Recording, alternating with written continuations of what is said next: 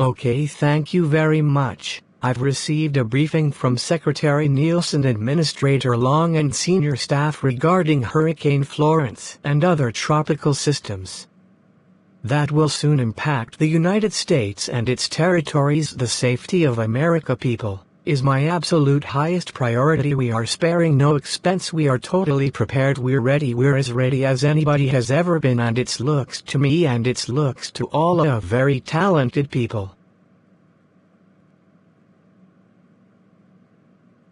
to do this for a living. Like this is going to be a storm that's going to be very large, one far larger than we've seen, and perhaps decades. Things can change, but we doubt will at this stage. It's pretty late stage. We doubt they're going to be a very far off course, the places that are in the way. And then the most jeopardy would be Virginia, North Carolina, South Carolina, that area. And again, they haven't seen anything like what's coming at us in 25, 30 years.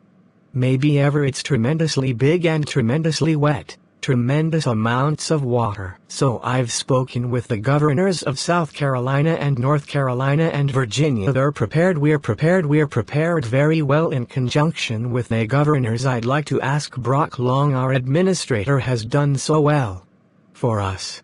And Texas and Florida, we have something. It could very well be very similar to Texas in the sense that it's tremendous amounts of water. Texas was the one that had, I would say to this point, brought probably more water that we've ever seen in a storm or a hurricane, and it went out for seconds and thirds. We've never seen anything like it.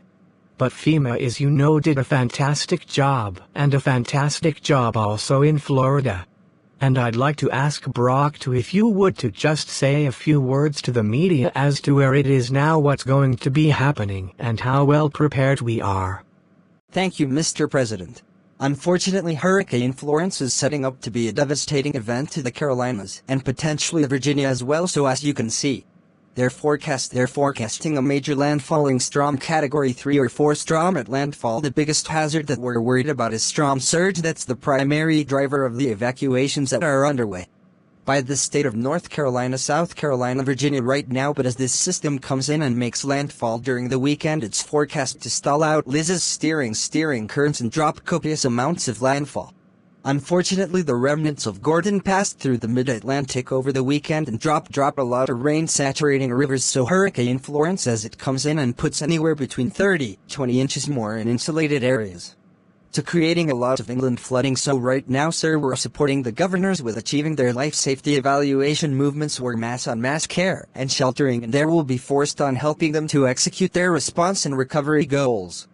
What are the chances that our ears are lost and you know the hit won't be so direct? What are the chances of that? Unfortunately, I believe there's quite a bit of certainty in the track forecast because the forward speed is picking up. It's getting faster. When the systems do that, the track forecast becomes a lot more accurate, and I think the expectation needs to be set. With the citizens in this area, you've been asked to leave, get out of the areas that are going to flood, and get a facility that can withstand the winds. Let's set the expectations as well. This has an opportunity of being a very devastating storm. The power is going to be off for weeks. You're going to be displaced from your home in the coastal areas, and there will be flooding in the inland areas as well. So there are going to be statewide events. Will be statewide. Okay, one of you show us this one done. Yeah, this is a 7-day rainfall graphic. As you can see, the pink areas and purple areas indicate 20 inches. That's mean area rainfall. That's an average rainfall amount. But you may see insulated amounts greater into the 30-inch range over Virginia, the central portions of Virginia and West Virginia, and these impacts they're going to be through the mid-Atlantic. So we're coordinating not only with South Carolina, North Carolina, Virginia, but other mid-Atlantic states all the way to Delaware. Yes, sir.